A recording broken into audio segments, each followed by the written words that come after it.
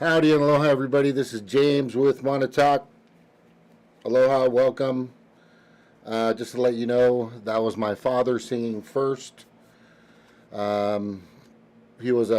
passed away. He was a beautiful, fantastic, very amazing entertainer. He was big. His brother, they're twins, also the dynamic duo back in the 70s, 80s. Uh, Mokulani Young, they called him Gino Young. And he sang the first song. And then my uncle Imai Kalani, or Uncle Mike, sang the second song. It's kind of, first song is like a melody, a nice one. The other one was kind of Paniolo, which means Hawaiian cowboy. Uh, these guys, amazing, just the great entertainers. I believe my Uncle Mike is still performing. He's just amazing, and all his crew out there. I really miss those guys out in Hawaii. I got to tell you, just wonderful, wonderful. You need a little soothing music every once in a while, and way to go, Joe. Way to rig it, my friend. So, look, yeah, that. It's good soothing stuff. It's good to jump into a little Hawaiian music every once in a while. Besides my TSOL or Dead Kennedys or you know Metallica. And I'll jump into it, a few other things, but some Tupac, etc. But I just gotta say, in regards to what's happened in the past week, we have really seen, from my perspective, and I think everybody else's,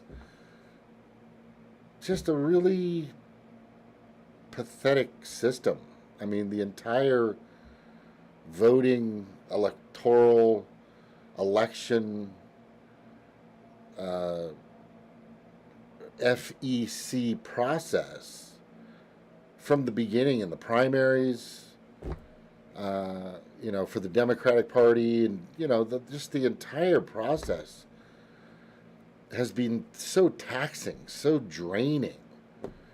I mean, it just shouldn't be this way.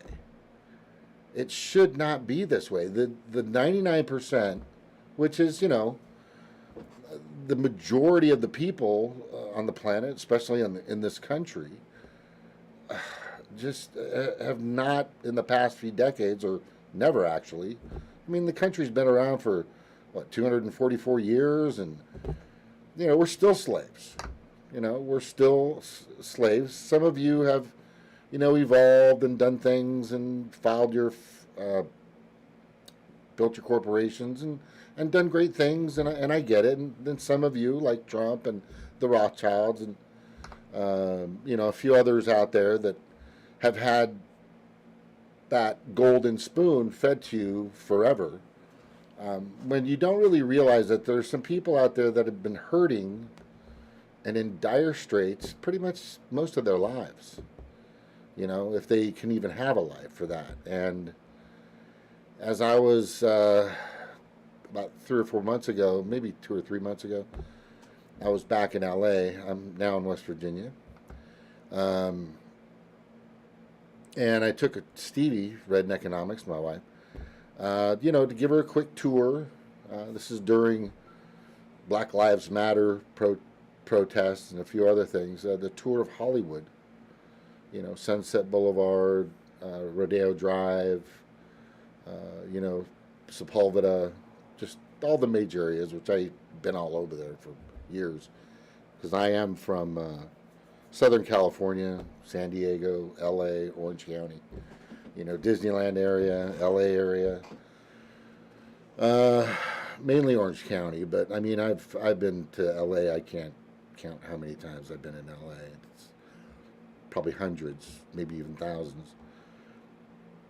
But as we're going through there, we saw, I've never seen it so bad. There were tents everywhere, people living on the streets around every single corner. It has gotten to the point, and Gavin Newsom, I don't know what the fuck are you doing? What are you doing? It's shameful. It's disgusting. It's the richest. We are the richest fucking country on the planet, in a sense. Basically, yes. And we have so many people in poverty, just, and some of them were line workers or they worked in a store or somewhere. And, there was, I mean, the housing crisis, I mean, all those that are homeless, the homeless uh, thing that's happening out there is just, it happened way before COVID. And it's gotten tremendously worse, of course, 2, 3, 4, 5, 10 times more since COVID's been around, because all the businesses and companies and jobs and all the opportunities to just make a living and eat and to do what you need to do have been stripped and taken away. It's I don't know. I don't know if people realize, and look, you don't see much of it out in here in West Virginia. You won't see much of it in Georgia. I mean, the outer areas. But when you go to these big cities, Atlanta, Chicago, Seattle, Los Angeles, San Diego. San Diego's really bad. The gas lamp area where they usually have a lot of bars. And, I've been to a bunch of those out there. Just the next street over, there's blocks and blocks and blocks of people just living in tents, and with kids, families, moms, dads, uncles, friends, just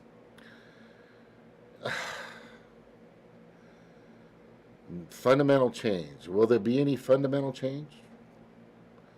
I mean, will anything really change, whether it's Trump or whether it's Biden or whether it's Obama or whether it's Kamala or whether it's Pence? Or, I mean, you can't just leave these people on the streets. You can't just leave people to die because they can't feed their families. I mean, shouldn't we be the compassionate, understanding, caring, concerned, respectful country?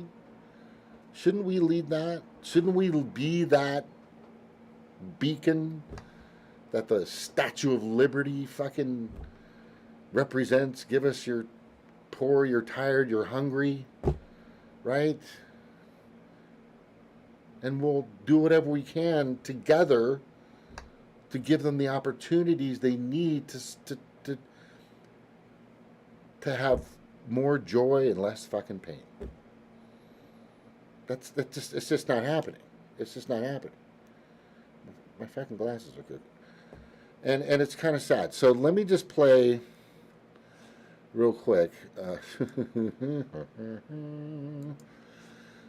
The reason why things are the way they are, the way they have been for pretty much ever. I mean, like I said, 244 years we've been around. There's always been, whether they've had Chinese slaves, Irish slaves, black slaves for sure, terrible, terrible things, forever and ever. And it's because there are a handful of greedy, disgusting, monstrous, insidious, just vile humans on this planet that don't give a shit. They just don't fucking care. And it's because, 3 yachts, a place in the Hamptons, a place in Hollywood, a place in Beverly Hills, a place of condos in Hawaii, all over the world, and all this other stuff is just not enough. I've said this so many times. I'm trying to figure out the mentality of that. But then I kind of understood it when I watched the movie Trading Places. Then if you've seen that movie Trading Places, and I'm not looking at the chat, but if you are on the chat, or if you are here, and if you're listening, thank you for being here. I truly appreciate it. This is my 337th. I've done more shows. I've had a podcast since January 2014. And, accolades go out to all those that are doing well, and I really want them to be successful if they're doing what's necessary for the planet and all of its inhabitants. That's my core. That's the reason why I keep doing this. I want your family, whether you're rich and powerful and you got yachts and all this stuff. I want your kids, believe it or not, to play in the same rivers and lakes and streams and hike in mountains and trails and things that I've done throughout the country, basically, and the oceans I've swam in and surfed and sailed in, dove in, dived at night and day. I want them to be able to do all these things. But you have stuff like Fukushima. The Fukushima Daiichi plant is still spilling out about 40,000 barrels or gallons, just a god-awful amount of cesium-133 or some radiant toxic waste. Every fucking, still doing it. And that course burning into the ground as we speak. And I don't hear shit from Hawaii trying to fucking figure this shit out. Nuclear has got to be the worst thing out there. And of course, Biden and Kamala are all in on nuclear and all in on fracking, right? No, nuclear is not the way. Nuclear is not the way. It is a very, very dangerous. I mean, there's just so many things out there that are happening that the 1% is doing to make it just trash for the rest of us, even for themselves. You know, I just can't wait until they go to, you know, the Bahamas, or they go to Bora Bora, or they, you know, beautiful. And they go out to play in the water, and they go up, or maybe they go to some lake or some river around their house, and there's a sign that's posted there now that says, hazardous waste here, you can no longer swim in this lake, or you can no longer be in this river because there's spillage and oil residue and this, that, and the other thing, and it's just fucking toxic crap everywhere, right? Just disgusting toxic waste, pollution fucking everywhere. And I don't understand their mentality, and they can, you know, when they're cruising around in their Bentleys and their Rolls Royces and they're having their cocktails and eating caviar inside of their giant limousines or whatever, you know, they're driving by Hollywood Boulevard or Sunset Boulevard or whatever, and they're, you know, just getting out of their their Beverly Hills home or whatever, and they don't even look outside. They don't look outside. They don't see the tents. They don't see the trash. They don't see any of that. They don't see any of that. So I just don't understand it. It's like we keep voting for people that don't give a fuck. Why would you want somebody that's been for the corporations and for the 1% forever? I don't get that. How is that helping you? How is that helping you? Spoiled brats, and, you know, it just doesn't make any sense. I'm going to show you a quick video. Here's what's going on, right? Let me just play this real quick. For the last few years, I've had this sense that everything I learned as a kid about how America's government works is completely wrong. But I had no idea how bad things actually were until I saw this one graph. Researchers at Princeton University looked at more than 20 years worth of data to answer a pretty simple question. Does the government represent the people? Now, this is what they found. This axis here represents public support for any given idea. On the left, at 0%, are ideas that not a single American wants. On the right, at 100%, are ideas that everyone supports. This axis represents the likelihood of Congress passing a law that reflects any of these ideas, from a 0 to a 100% chance. On this graph, an ideal republic would look like this. If 50% of the public supports an idea, there's a 50% chance of it becoming law. If 80% of us support something, there's an 80% chance. You get the idea. Now, most Americans would probably agree that, with a few exceptions, we should be as close to this ideal as possible. Unfortunately, the way America actually works doesn't even come close. Take an idea that nobody supports, literally nobody, and it has about a 30% chance of becoming federal law. Now, take an incredibly popular idea, the most popular idea this country has ever seen, and there's also about a 30% chance of it becoming law. This means that the number of American voters for or against any idea has no impact on the likelihood that Congress will make it law. Put another way, and I'm just going to quote the Princeton study directly here, the preferences of the average American appear to have only a minuscule, near zero, statistically non-significant impact upon public policy.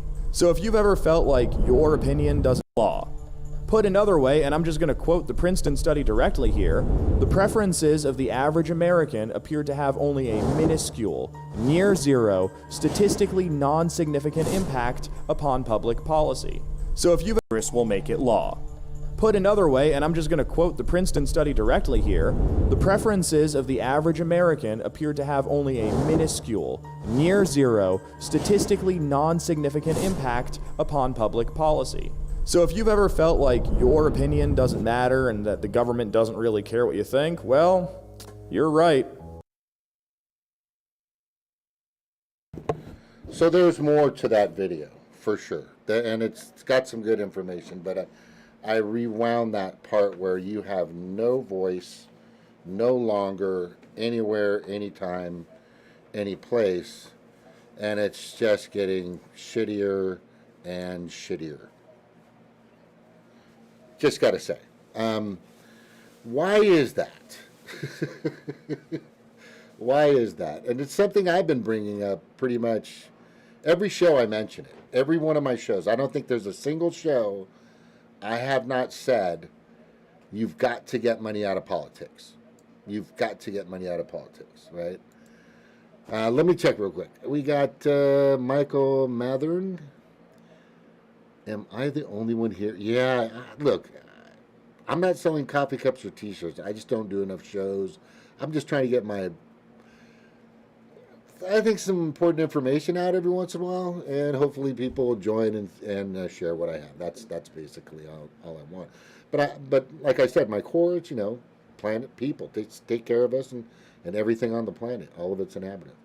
Hello, Echo. Mona. Propaganda, welcome. Okay. One of you, all right. Fear is the only way to get what we want. Ooh, I like that. The powerful do not. No, yes. They don't fear us. They don't. They definitely don't, for sure. So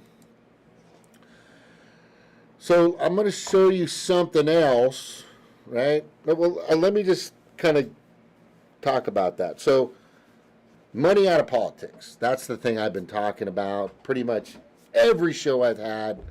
If you've got money in politics, election process, campaign donations, lobbyists galore, they've got a lot of money. Walmart's got a ton of money. Home Depot's got a ton of money. Big Pharma's got a ton of fucking money. Right? They've spent, I think, on both, for the Republicans and the Democrats, a total of $12 million plus. I think maybe that's a month or so old, but yeah, they've spent a lot of money, definitely to both campaigns, and they've spent a ton of money. Well, let me just show you real quick. It's the money in politics. Citizens United, which that was that wonderfully made video. Go to it, represent.us. I actually have, I think, a link for that in our website, nonpartyvoters.org or writeinvoting.org, which we've got to start doing, and we'll go over that. But let me just get to this real quick. Jump over here. We're jumping. All right. So this is October 24, 2020. Chemical companies that are contributing. Biden leads in combined donations from the chemical and land pharmaceutical industries at 1.9 million to Trump's 1.1 million. But here's the thing. They both get the money. One will get more than the other by a little bit, but what that means is they're both going to get a little piece of the pie. They're going to say they might not do something, They say they're going to say they may not pollute in your lake or your river or your ocean, but that's just to get your vote. Like Obama said that Hillary did a while back was she'll say anything to get elected. Well, same thing fucking you did too, you motherfucking piece of shit. Same thing Trump has done. Same thing Biden definitely has done. Right? I mean, if you go down this list, just make sure you can see it here. There you go. There you go. I want to make sure you guys can see it better. So look at that. Donald Trump got a fucking shit ton of money from these motherfuckers, right? Pharmaceutical. Oh, this isn't surprising. This isn't surprising. Okay? We're talking about Moderna. We're talking about Bill Gates money. We're talking about Fauci money. We're talking about COVID-19 money. Who's been pushing COVID-19 much harder with more fervor and more force? What party has been fucking all MSNBC, CNN, ABC, CBS, the whole 9 yards? What freaking party? Right? Which one has been more into it? Well, definitely, right? This is why. This is why. This is just this. There's more to this. There's more. Pharmaceutical manufacturing is a little bit different than big insurance, big hospital, right? There's more to that as well. So whatever the amount is, there's more. Well, industry. You have certain industries. Below those industries are sub-industries. And those sub-industries also, right, the manufacturers, the labelers, the marketing companies, just everybody that has to do with pushing a product, distribution companies, et cetera, et cetera. So all these people are, there's 644 billion billionaires, I think, in the world or in the U.S. I don't know. But I saw the statistic the other day. It was mind-boggling. And during COVID, they've all made close to $12 trillion, right? Most of them investing and putting money and being around or near big pharma, big hospital, big insurance, right? Let me go back to this, kind of scroll down. But see, can you understand the motivations for what they do? It's all right here. Top 10 chemical and related manufacturing contributors to federal candidates and political parties. Right? BASF, DuPont, the N95 mask. Right? Just look at the amounts. 348K, 299K. Right? This is a check, one check. Here you go. Here's your money, bro. Go let us fucking pollute. Like here in West Virginia, this is very revealing because DuPont's fucking everywhere. DuPont, Dow are just fucking everywhere. BASF, Ecolabs, they're down the corner. S.C. Johnson & Son, American Chemical Council, Textile, Rubber Chemicals, PPC Lubricants, Honeywell Industries, Westlake Chemical. These are all fucking major donors. Thank you, Citizens United. Thank you, McCutcheon versus the FEC. Thank you, Communications Act 1994, I think it was. I'm not sure. But anyway, here it is, people. Top 10 pharmaceutical manufacturing contributors to federal candidates and political parties. Pfizer. Woohoo! Remember, this is October 24, 2020. And they probably could have thrown in a few more bucks here and there. Right? This is not the end of it. Pfizer. Amgen. These are the pill makers. These are opioid pushers, Viagra pushers, Cialis pushers. These are the people, Merck and company. AbbVie. Right? Bristol Myers, AstraZeneca. Look at that. But you need to see something here. What is important for you to know is both parties get a piece of the action. Again, I said it earlier, I say it again. One will push it more than the other and bring it up, but the other one will say, "Oh, no, I'm not really that. It's there's probably going to be better ways," but they won't completely slam Pfizer. They won't say, fuck Pfizer. They're full of shit. They're just trying to fucking stick you with or patch you, or inject you, or give you a drop of some fucking vaccine that's probably going to make you sterile and kill you later on in life and cause you to get more flus and give you HIV. Who fucking knows? Who fucking knows? But the point I'm making is, one of them will promote it more, and the other one will kind of like, nah, and stay back a little more timid. A little more timid about it. They're a little more timid about it. But they're still getting it. That's not $1,318,000, almost let's just say now it's like $1.5 million goes to the Democrats. Oh, fuck, I'm pushing it. I'm all in. Moderna, Gates, AstraZeneca, I'm fucking in. Right? This is money. This is the fucking major motivator and the reason why people are on the streets, homeless, dire straits, hungry, starving, no work, no anything. Because these people are controlling everybody with their fucking money. They're controlling your public servants. Your supposed public servants are being controlled. Look at this dough, bro. This is a ton of fucking dough. Right? Let's go to the next one. Oh, there's a good one. Oil and gas companies are donating more to Democrats. Isn't that interesting? Right? October 16, 2020. Isn't that interesting? Don't you find that a little alarming? Oil and gas companies are donating more to Democrats. Right? David Bagachos, all these other companies, and here's your boy. Right? Mr. P-elect. Ugh, God, I'm going to fucking hurl. God, that piece of shit. But they're both getting it. Right? Because in this article, it clearly states that they're both getting the piece of the pie.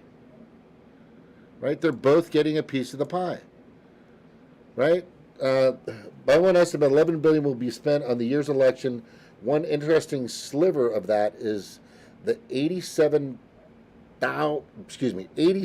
million coming in to the races from oil and gas companies, mostly to Republicans, right? But here's the next part. But with polls showing strength for Joe Biden and some Democrats vying for Senate seats, fossil fuel companies appear to be hedging some bets now. They're hedging their bets. This is what they're doing. It's like, that is such a great term, hedging your bet. I don't know if you understand what hedging your bet means, but I'm just going to throw it at you. Hedging your bet means that you're going to bet for the long shot, but you're still going to pick the favorite. Okay? You're going to throw somebody at the long shot and kind of go big, maybe put $100 into the long shot, but the favorite, just so you make a little money and you get out of it, so you can go to McDonald's after you go to the horse races, which I've been to. You want to go for the trifecta. So you kind of bet all. So it's a safe bet. It's the safe bet. You're hedging your bet. You're not betting really against yourself, but you're making sure that you got some money you got gas and money to drive home from Vegas, basically, which I've been through a couple times. Yeah. So if I think you're getting this. I know the people that are on here understand this. I know you understand this.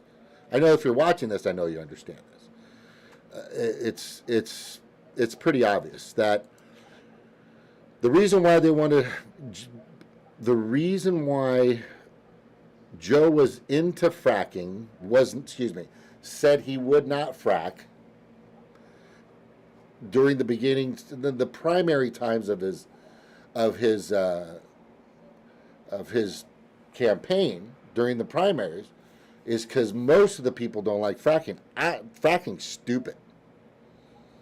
There's a lot of serious damage you can do to the ground soil, the water, the reservoirs. It's not good. I've seen the technical engineering aspects of it, and it's bad. The data, I've seen the raw data, and it's very bad. But so he was in it to win it, saying he's not going to do fracking, but as soon as he gets to the general, now he's just competing against somebody who's already in it to win it for big oil and big gas and big fracking. Now he says he's going to be in fracking, like I said, and like Obama said about Hillary, and the same thing goes for Biden. They'll say anything to get elected, right? And he's committed because they've given him a shit ton of money. Biden's campaign has benefited. It's taken in about $900,000 for people in political action committees associated with big oil and big gas. Bingo. Bingo.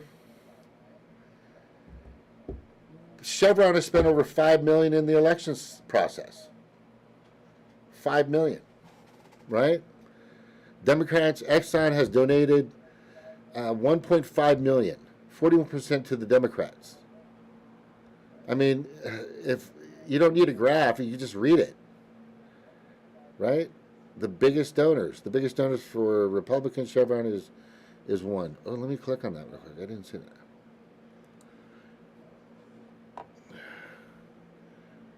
Ooh. Energy, natural resources. Energy transfer equity, top contributors. Coke Industries. Yeah, look at this, man. $14 million.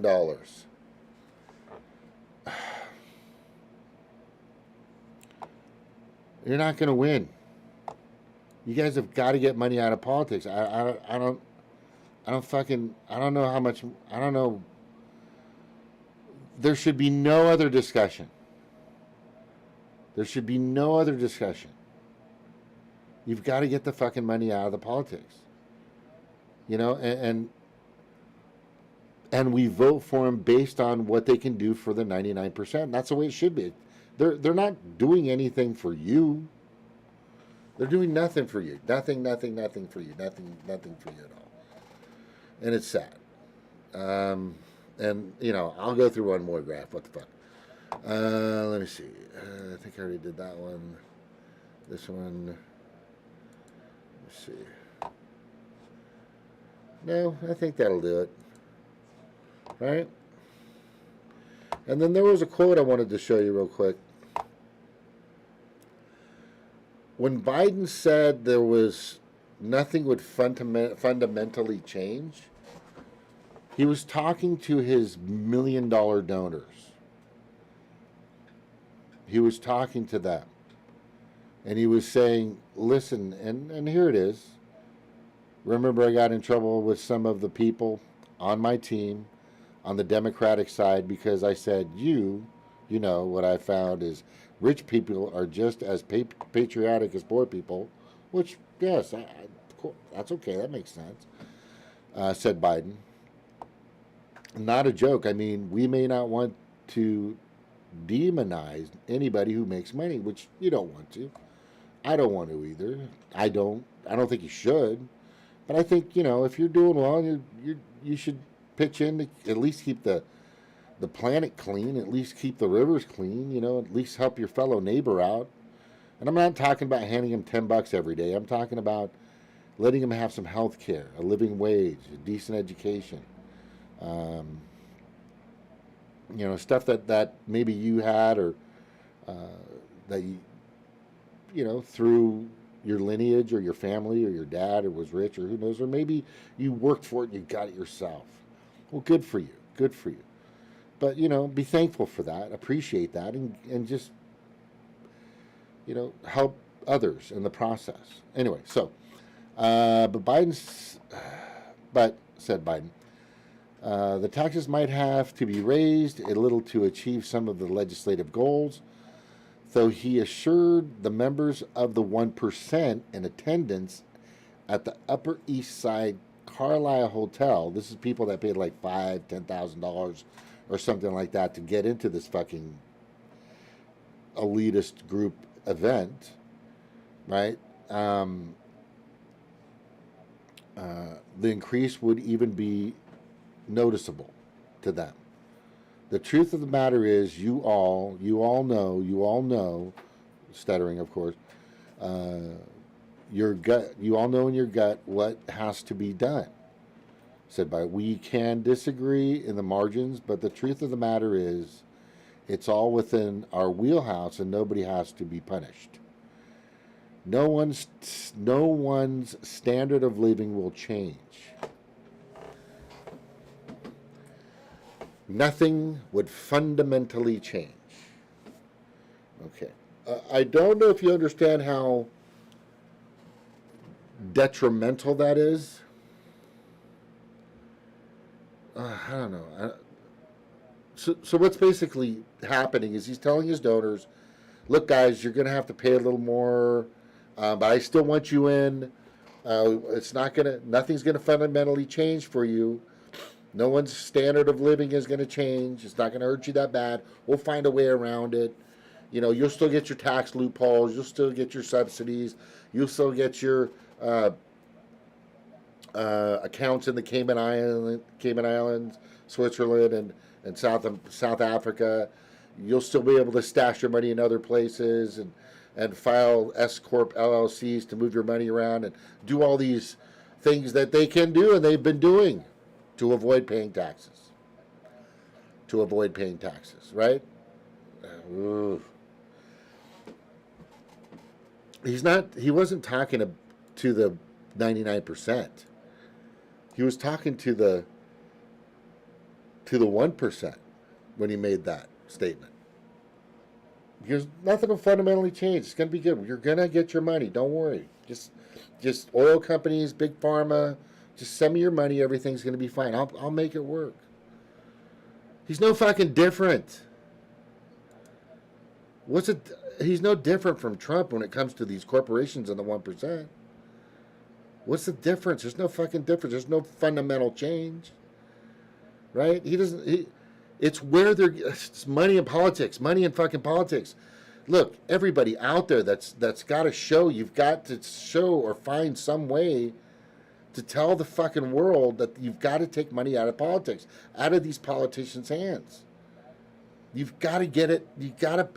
They're not going to work for you, right? When you have somebody at the DMV that's trying to fix your license or your registration or something for your boat or car or your ID or whatever the fucking case, they're on the clock, they're working, they want to make sure they provide good customer service or as best as possible, right?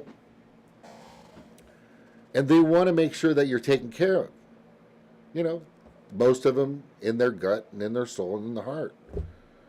Because they're getting paid a certain amount and that's it. They're not getting extra. They're not getting greased, if you know what that means.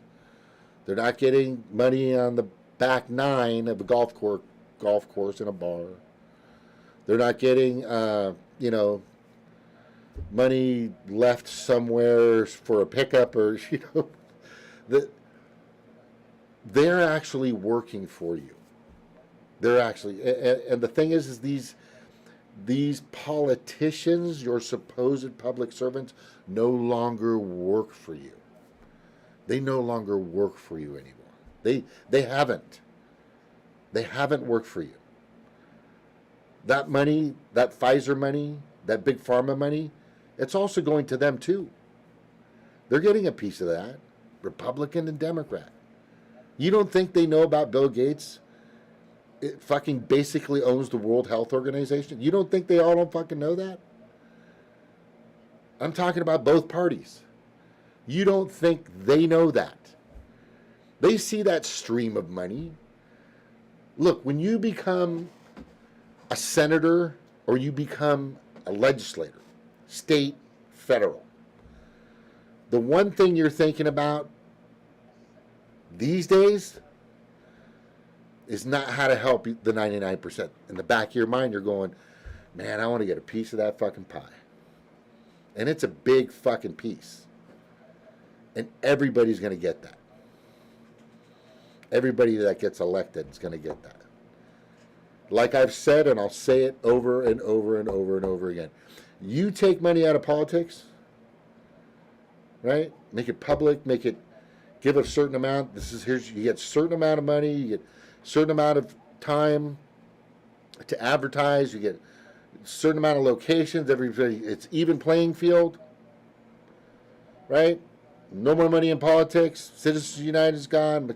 Citizens United is gone. McCutcheon versus the FEC is gone, right? None. All you're getting paid is your $174,000 a year. House, Senate, being in Congress, $220,000, $240,000, $244,000 or something. I think to be the president. That's it. That's it. That's all you're getting. What would happen if that happened? How many people, especially Nancy Pelosi, especially Chuck Schumer, especially Mitch McConnell, the list goes on and on, right? Of these greedy fuckers, and they're on both sides. They're on both sides. Millionaires have been made in Congress. Millionaires. That's a life choice. That's a career path. Be a millionaire. Get elected to Congress. But how many of those would be left if you took money out of politics? How many actual men and women in the state and federal legislative positions, House, Senate, gubernatorial, would be there now if you took money out of politics? How many do you think would be around? Who do you think would still be there? None. You would see, it would look like people leaving LA during the movie 2012. Frantic, I'm out of here, man. I'm fucking out of here. Yes. For sure. It would be terrible. It would be crickets. There would be like 5 people. I just got here and there's nobody here. It would be crickets. It'd be silent. They'd all find reasons. Oh, I've served enough. I've fucked up. I've done great things for the country. I'm going to get the fuck out of here. They would leave. Nancy Pelosi would fucking skyrocket out of there. She's got an ejection button for that exact fucking thing. I guarantee it. If they take money out of politics, and she's gone. I guarantee. She'd be fucking gone. Yeah, take money out of politics, people. You got to take money out of politics. Let the people, let the legislators and judiciaries see what the people actually want. Majority rule, right? Democratic way. The democracy, real democracy. It's just not happening. We have no influence like that little movie I showed you from represent.us. They've got a great movement going. They're missing a few things, though. They're still believing in the party system, right? But that's basically what's happening. You have as much influence on your legislators, your judiciaries, and your executives as a fly. Because your $2 to their millions of dollars doesn't mean half of a bean. Not even a hill of beans. That's the fucking truth. That's the truth. That's why we have a fucking COVID. That's why there's COVID. Jimmy Dore, Kyle Kalinske, Mike Figueroa. Are you in it? Are you getting a little piece of the action? Because there's a lot of money going around, Jimmy. There's a lot of money going around. You get a piece of this? You're not bringing it up. You never fucking talk about it. Right? But that's one of the major reasons. And I think it was April 19th, I did a show clearly saying that they were going to use COVID as one of the major reasons for getting rid of Donald Trump. And they've been pushing it ever since. 100,000 people dead. 175,000 people dead. 200,000, 240,000 people dead. When I clearly stated,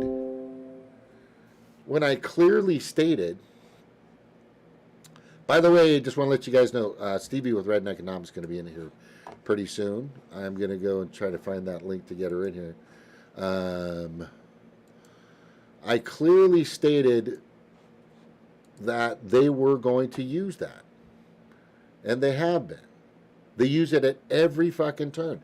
They have been using that fucking excuse or reason or talking point or narrative to get rid of Donald Trump for fucking ever.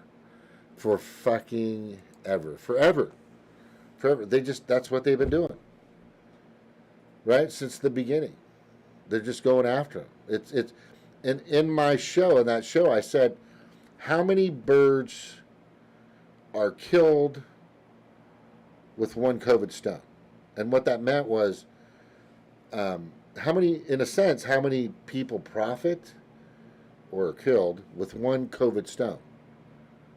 Right? And if you follow the money in that whole atmosphere, and I want you guys to really, I want you guys to look up The Last American Vagabond.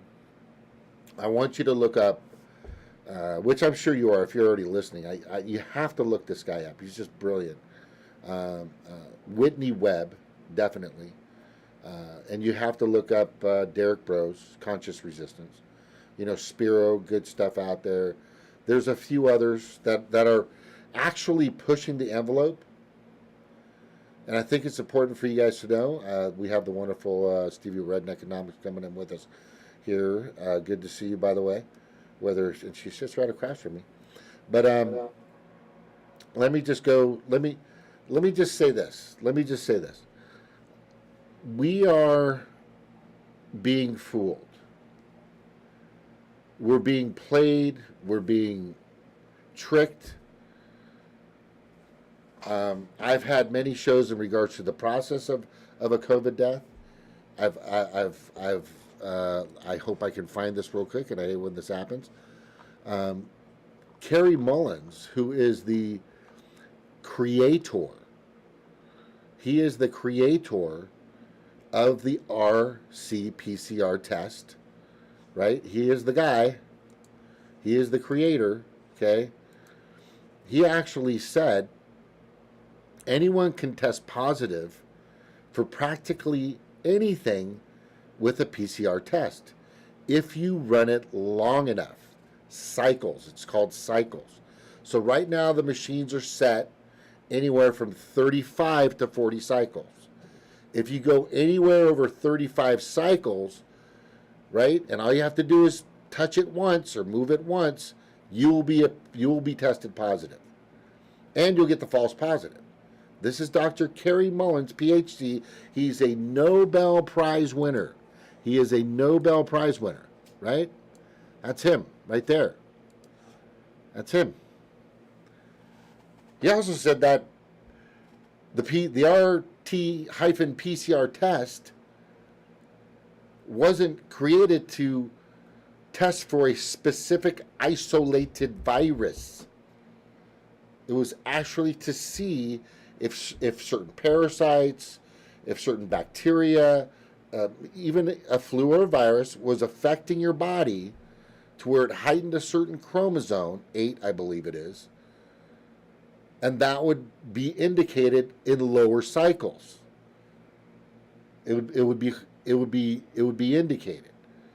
So if you do have a parasite that's making your body react in an immune defense system, you're going to test positive. Bacteria, parasite, flu, or virus. Period. By the way, he died last year, I think it was July 8th or August 8th of 2019. But here are his words. with PSAR, if you do it well, you can find almost anything in anybody. It doesn't tell you that you're sick. Those are his words, quoted. It doesn't tell you that you're sick. This is the inventor of that machine. So I don't know. I don't know if it's just a fucking coincidence that the gold standard that they use to test for COVID, Jimmy, I hope you're fucking listening, but you're so, God, I don't, I get it. You want your t-shirts, you want to sell your coffee cups, you need to make money. You're just kind of going with the flow. I get it. But the people that are really moving well with this, I mean, Nico House is all over this, right? Slow News Day is all over this. Zoom Politicon, all over this. To try to expose this giant fraud that's happening, that's controlling your life. Right? It's controlling all of our lives. It's freaking ridiculous. All right. By the way, welcome. How you doing? Great. Okay, good. Great to be here. Good. Let me turn off this so you don't echo.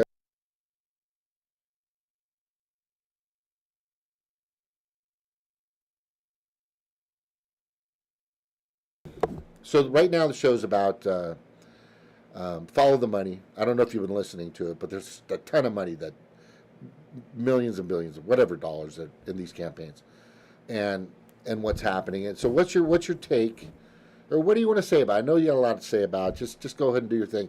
I got to go to the bathroom. Well, yeah, mute.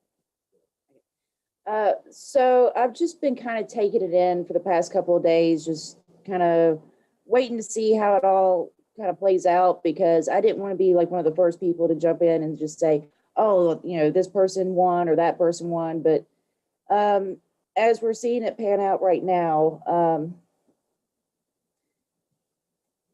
it doesn't, I don't know, like I feel a certain way about it, but it doesn't really matter. I mean, I know that's what James was talking about earlier. I mean, it really doesn't matter if Trump or Biden is our president. They still have the same corporate agenda.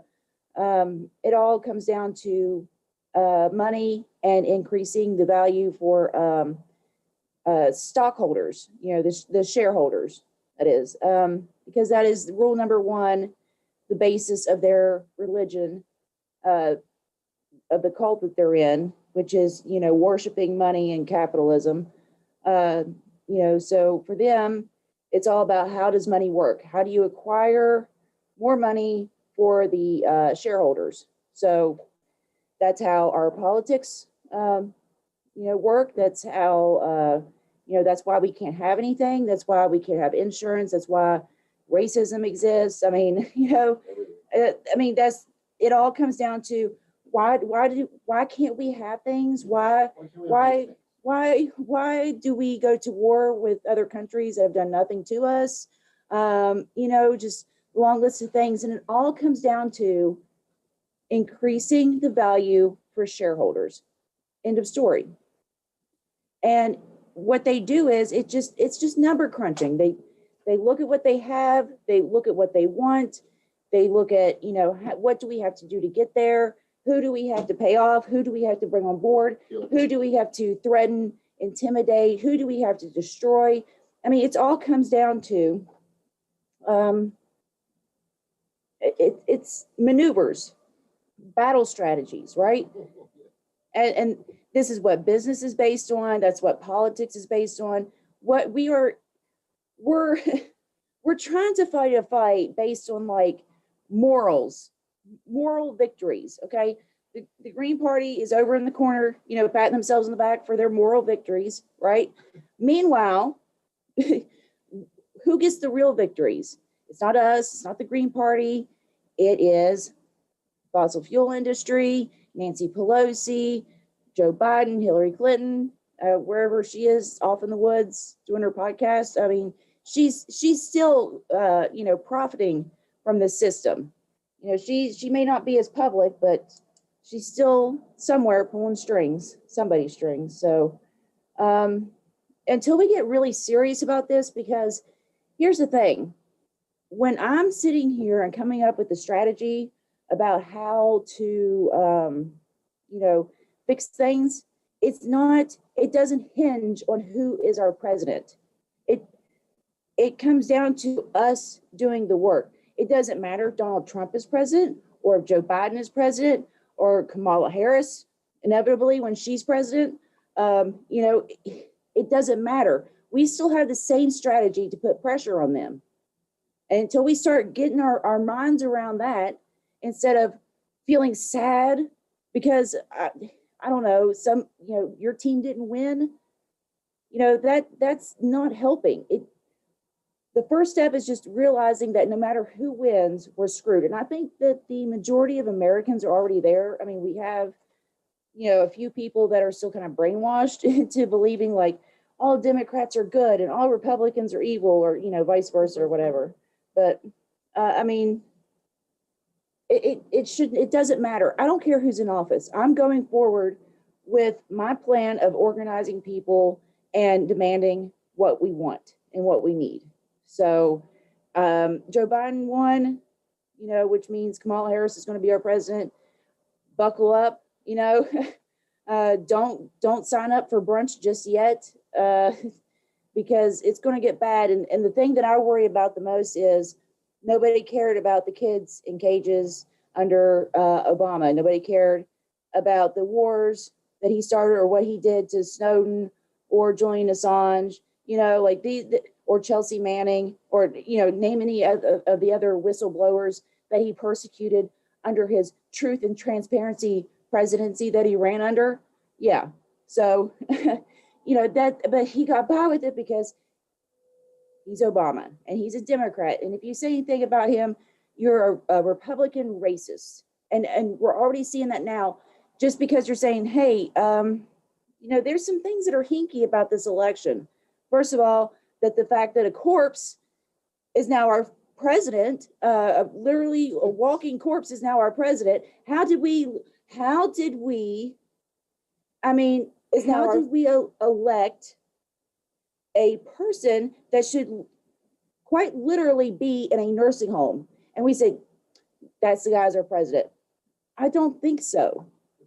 I think a lot of people were scared of Trump. Yes, a lot of people voted against Trump, not because they liked Joe Biden, but because they hated Donald Trump. But is that enough to win, in this landslide? I don't think so. And I think that we should always, as a rule, double or triple count all the votes just to make sure. But, because Trump wants to make sure everything is being counted properly, well, now all of a sudden, he's a big baby loser that can't handle losing. Okay, that's not it. And I'm glad. Look, I don't even like Trump. I didn't want him to win. I didn't vote for him. But the thing is like, I'm glad he's at least doing something right. Unlike Bernie Sanders, who just stood by and said, okay, well, you tell me it's Russiagate, I'll say Russiagate. Whatever you tell me, Hillary, whatever you tell me, Chuck Schumer, whoever's paying, Nancy Pelosi. Okay, I'll go ahead. I got my mind right. But yeah, it's Russiagate. It's Russia. And at least Trump doesn't, he has no shame. So at least he's challenging, these results, because he's not doing the professional, polite decorum, like everybody else is.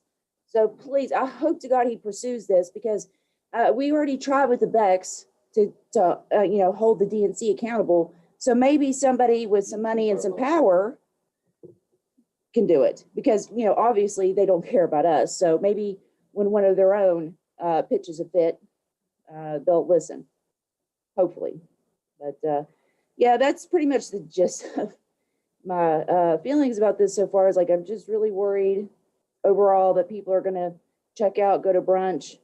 I don't really have that fear so much with our circle, because we bitch about everybody, but yeah, because we should. And but yeah, just kind of, I'm waiting for everybody just to quiet down and go home and say, good job, everybody. We solved racism. We solved the immigration problem. we voted Joe Biden, now we're going home.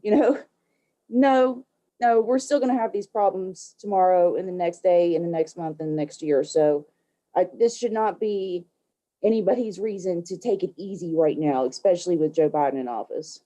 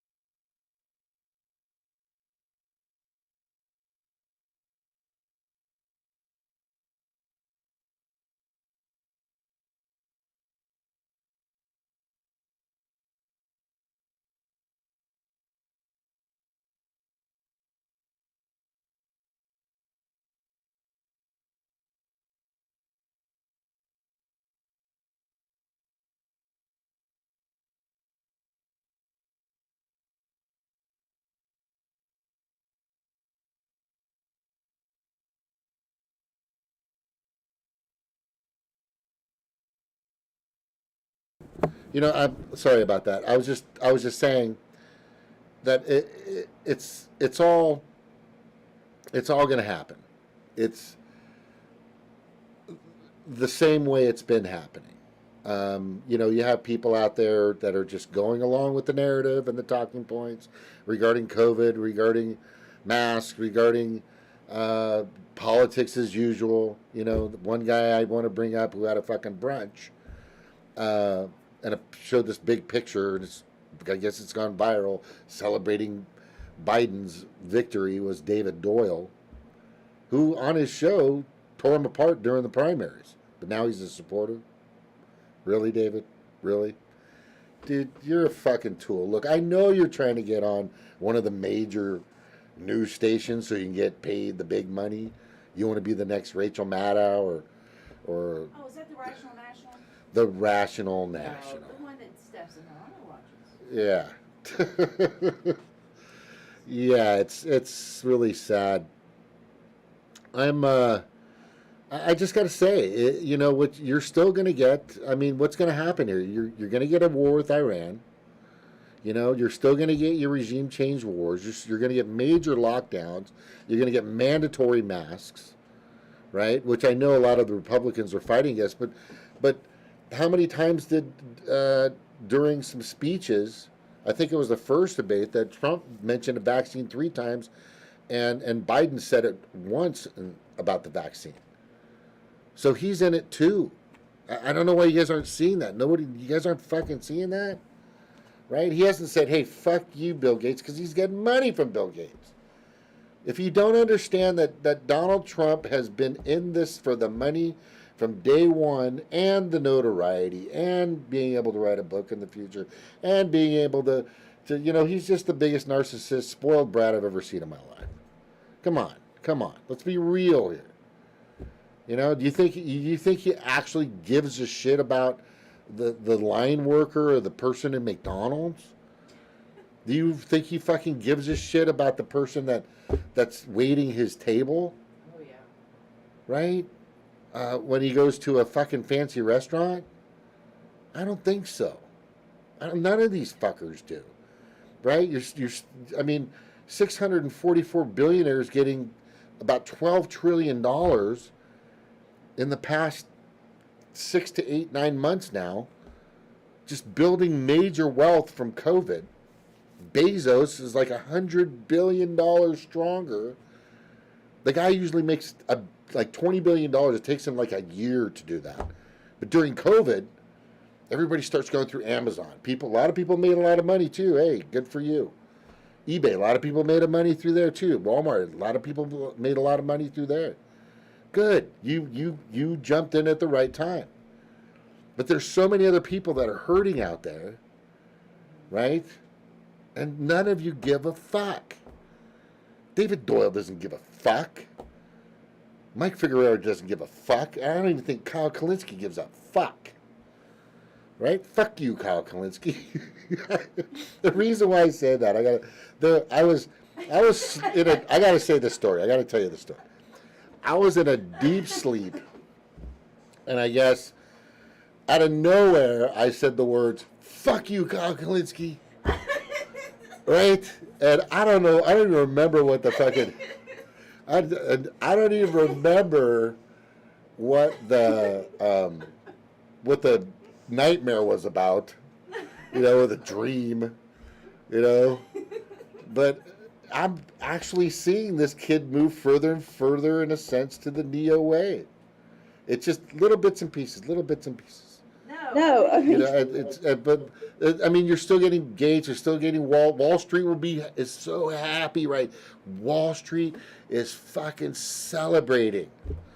All those people that are out there with masks, not social distancing, and just praising Biden. I guarantee you the good majority of those are a bunch of fucking hedge fund managers and Wall Street fucking executives. I would put money on it. Right? And the trillions, good luck trying to see $15 an hour. Good luck now trying to see Medicare for all, universal, single payer, anything of that nature. Good luck trying to see fucking a Green New Deal, right? Good luck trying to see fracking go away. Who's the guy, Jeff Fox, or who's the Fox, David, what was his name, who did the water that was burning? And now him and Michael Moore are going out. Chris Fox, or I think you guys know who I'm talking about. But that's where he came into the show, because he was clear. Josh Fox, who has kind of capitalized on his stardom from his videos in regards to fracking. That they're fracking, drilling plants in certain areas throughout the country, that these drills go in and they start digging and they start using chemicals, and what happens is to get the supposed natural gas to be pulled out of these minerals, they have to force chemicals inside to create the reaction. It's like a combustion, or where there's actual small tremors, which hasn't been good for a lot of areas if you do more research on it. But what it also does is there's lots of underground reservoirs, or groundwater they call it, or just reservoirs, that are being affected by these chemicals that are leaking into those reservoirs. And people were actually turning on their faucets, because they get a lot of water from maybe those reservoirs that used to be like the purest water available. The purest water. One of the major ones that's been tainted and chemicalized and screwed up is the Mojave Desert out in California. Runs through, I think, through Nevada, Arizona, the Mojave out there, the aqueduct they call it, or something. And that water used to be so crystal clear, perfect. It had the right amount of minerals, the right amount of H2O, and all the nutrients of water that could be water, were as pure as anything. And that's the way it used to be everywhere, until all these chemicals and fracking is now going to fucking destroy the fish, the plant life, everything. And all that crap goes where? Downstream into our oceans, where my kids are going to be surfing or boogie boarding or sailing or whatever, playing in those oceans, and your kids as well. And these fuckers don't give a shit. They don't give a fucking shit. Right? And this is just, and like I said, I've said it again, if you're not bringing up, get money out of politics at least 1, 2, 3 times during any YouTube that you're doing, then you're doing a disservice. You're doing an absolute disservice to the world and all of its inhabitants, because this is the reason. And I showed you all the numbers and how it works out and who's contributing. We have zero influence. Nothing is going to fundamentally change. It's all going to be there. It's all going to, the Senate, I was going to say, like, I used to be a Democrat. The Democrats kept the House. Not by a big margin. I think it was 214. Let me see. I'll just show you real quick. Let's just take a look at it. All right, so I've got it up on my screen. The Senate is still under the control of the Republicans, right? The House, and let me just go to that one, 214 to 196 is still somewhat under the control of the Democrats, okay? Mostly in the bigger states, it seems. The bigger, more populated states. And then you have, I guess you're going to have a blue president, which honestly is probably, I just think he's going to be worse. I just think the wars are going to start, the regime change wars are going to come back, Iran's going to go off like the 4th of fucking July. Because both of their donors, I didn't even bring up the military-industrial complex, honestly. I should have grabbed that statistic and that data in regards to the campaign finance that they're giving to both of these parties is almost neck and neck. They give a little bit more to the Republicans, and I saw this stat a while back, and it's been pretty consistent for a long time. But both of them, when it comes to fucking military spending, I think it was 733 or 40 billion dollars. Every fucking, like clockwork, every year, every other year, goes straight to the military industrial complex. Just continuous, god awful amounts of money just continue to go out to the fucking, the corporate elite 1%. The CE1s. So the corporate elite 1% actually have the influence.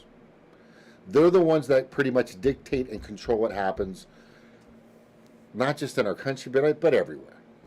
And if you don't understand that, then I don't know what you're watching or where you're getting your information from. But you're fucking taking. They're selling ice cubes to Eskimos, right? And y'all are a bunch of fucking Eskimos. And then Jimmy says you're chump if you believe that they actually care, right? And he says that it's very simple. And chump is actually a real term. It means that you're being easily swayed or easily manipulated or easily fooled. And in regards to COVID, what's really interesting when I say the word fool, it triggers me to say this. And I think it came from Mark Twain or Darwin or somebody. It is harder to prove to somebody they've been fooled than it is to fool them. Period. Okay. So go ahead. You want to say? I mean, what I think is like really strange about that is like,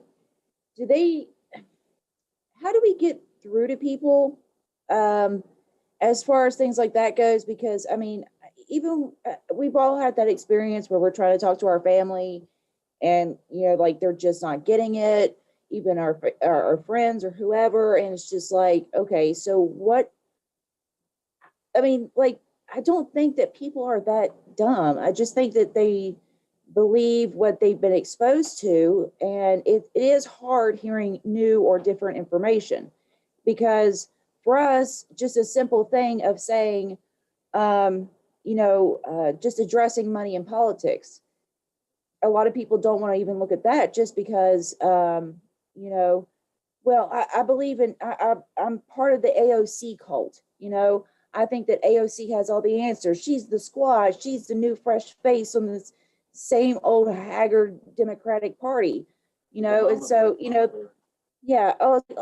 She's one of us, she's cool. She's socially liberal, whatever, but you still have people that fall for that. And then when you say, look, and they're not bad people, it's just, they just don't have the full picture, right?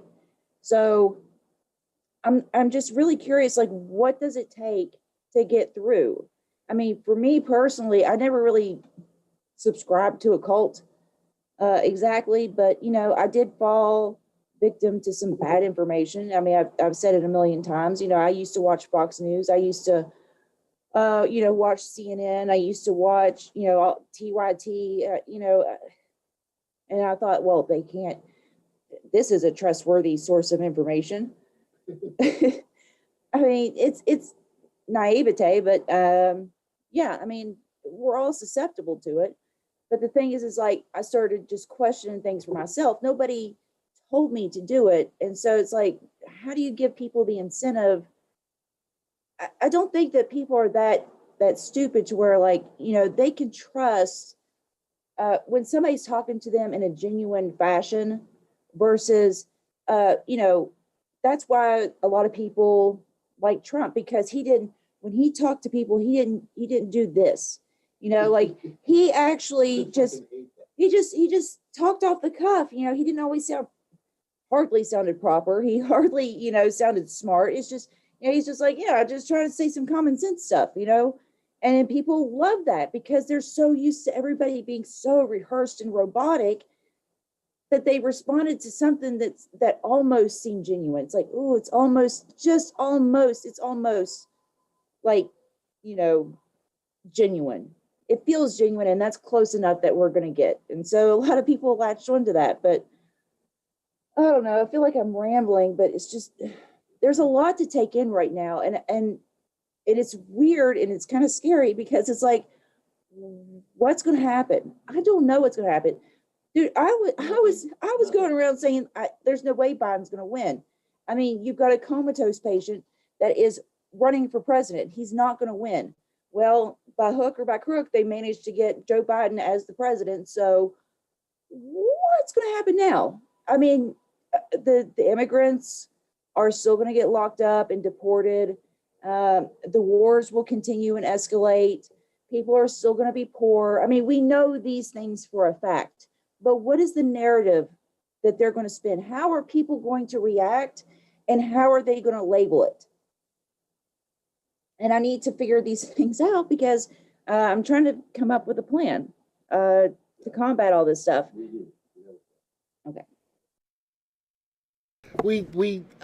I have somewhat of a plan. I have somewhat of a decent plan, but I'm gonna go over that in just a second. Yeah, I'm unmuted. Thank you for reminding me. Okay, so let me go back and turn my pick on like it matters. I mean, after she's on, anybody else coming on, I swear to God, it's like, oh my God, I have to compete with that. I just don't have I don't have the long, flowing, beautiful hair. I just don't have that, and the perfect face. But what I do have is a noggin, I guess, and a fucking, and a LA Kings hat, bro. And my old shirt from emojis, my old sweater. Okay, so let me just show you real quick, and I think this will kind of prove to you that no matter who you vote for, you're still going to get the same, basically the same results. So if you go to Open Secrets, which, I'm really surprised they actually show this information, which I think is pretty good. And you just opensecrets.org, and you can actually see the donations. Now, what's interesting is, I brought up I'm just going to go into this because I was curious about this, but let's just go back to defense. And hopefully you can see it in there. Yes, you can. So Lockheed Martin, and you see where that line is, right? You see the line right here, right? There's not much difference. You got 2.1 million, and then you have, 1.9 million. That's $100,000 away that they're getting from, and they're both getting it. So the wars are still going to happen, right? Northrop Grumman, they're still going to make their money. Whoa, Northrop Grumman has given the Democrats more than the fucking Republicans.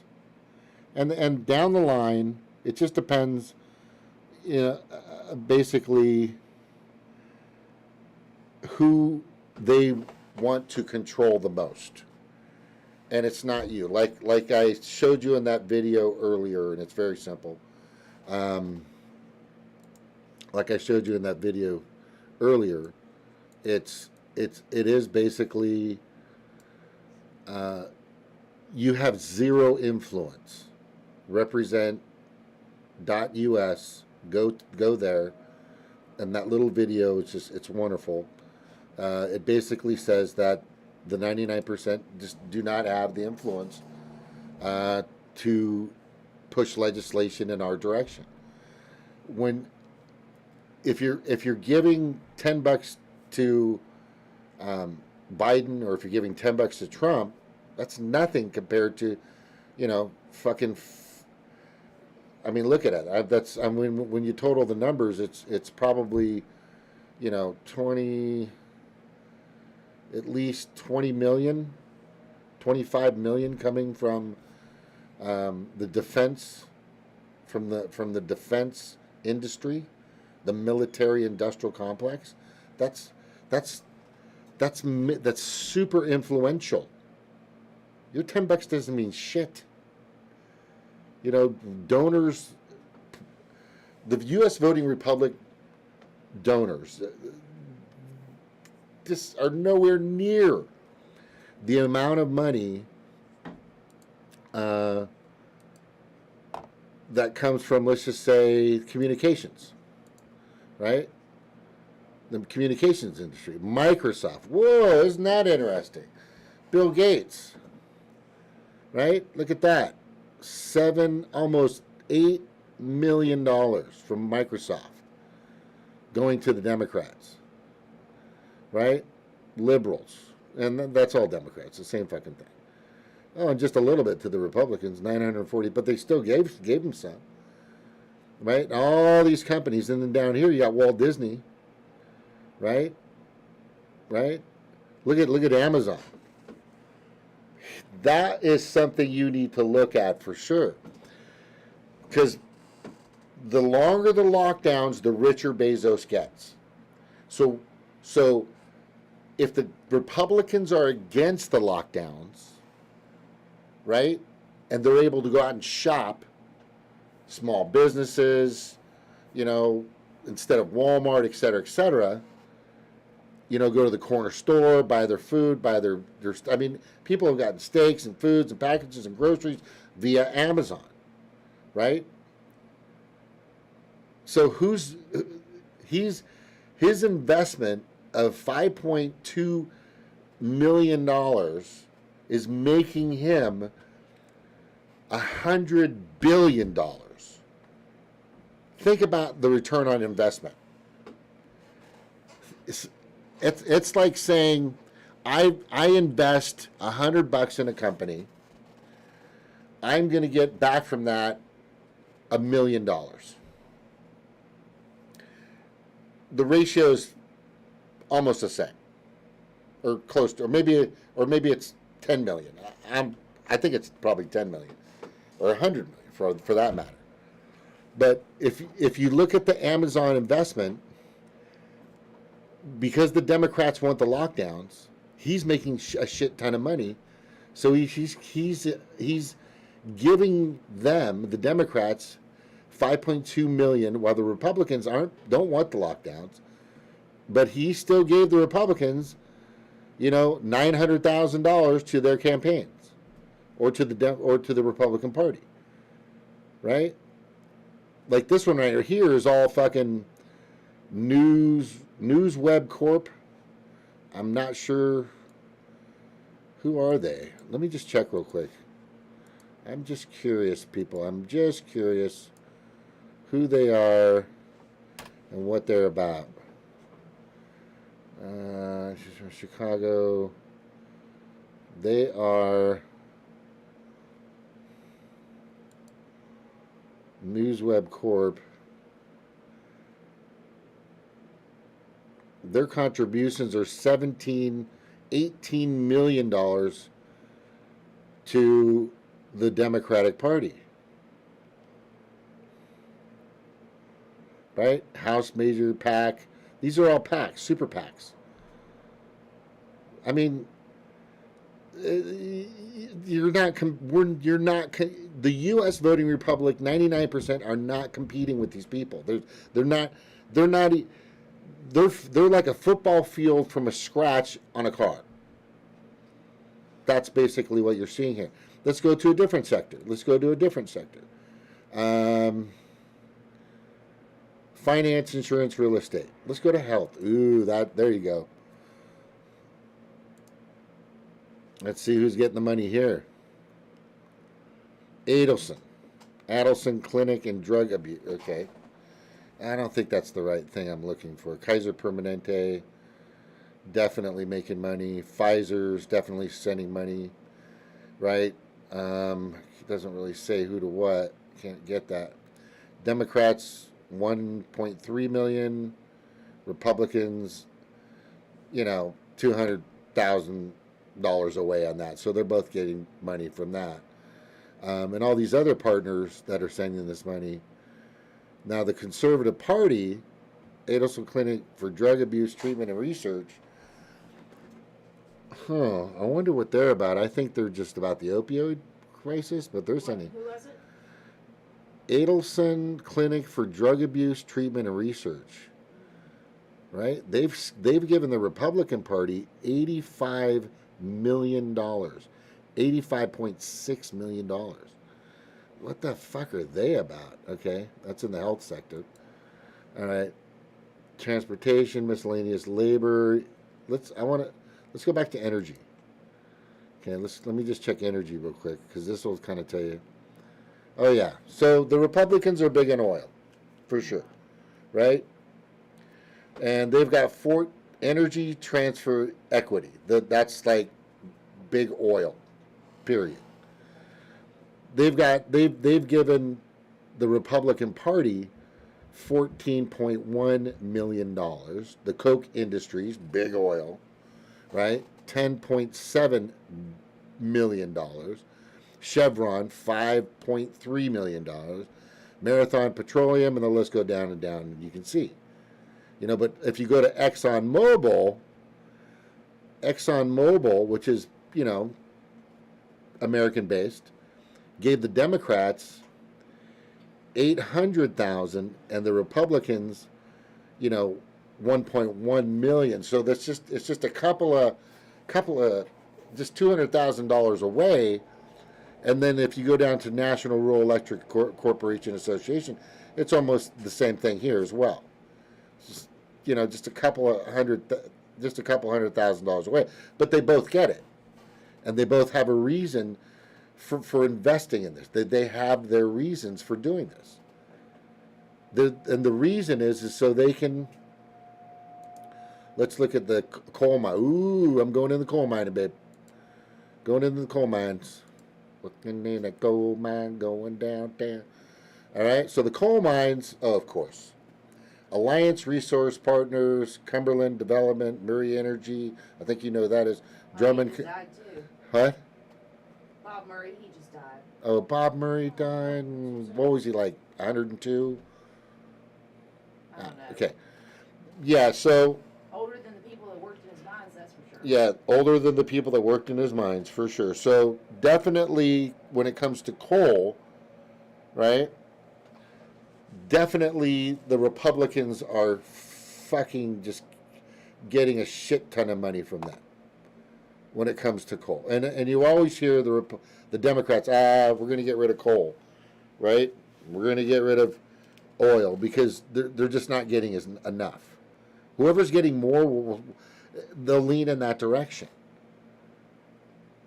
I sure hope you're kind of seeing what's happening here. Again, the 99% or the U.S. voting Republican, 99% do not have the influence at all, right? Because your $10 donations does not match $3,042,303. It just doesn't come close. Just sorry. I mean, I know you want them to get Medicare for all, and I know you want them to have single payer or universal health care or something a lot better than fucking Obamacare or a lot fucking better than Trump care, right? But it's not going to fucking happen because you don't influence them. Thank you, Money in Politics, Citizens United, McCutcheon versus the FEC, Communications Act, 1994. I think I'm getting that year right. right? And if you look at all these tabulations and you look at, not these tabulations, if you look at all these numbers, you should be feeling pretty small, right? Natural gas. Ooh, this is a good one. Let's find out who's getting the natural gas. Who's winning on natural gas? Definitely the Republicans. Definitely fracking, that's natural gas, right? Are definitely getting some money there. Republicans at, which they've always been. They've always been, right? Because there's no CO2 in the CO2 levels aren't getting higher. No, no, no, no, no. You wouldn't know that if you're living in Saskatchewan. You wouldn't know that, but you would know that and feel it if you had a yellow alert or a red alert living in Los Angeles like I have, where if you step outside, right? If you step outside and try to take a deep breath, you can't breathe. The carbon dioxide is so heavy, you're like this. You can't take a full breath. It's like a different planet. And if you've seen the layer of smog that just lingers over that basin, Los Angeles, Orange County, Disneyland, all that area, piles up against the Sierra Mountain, right? Mountain High, place I used to ski at, Mount Baldy especially, it just kind of fills it, and it just stacks up. It's bad. It's fucking bad.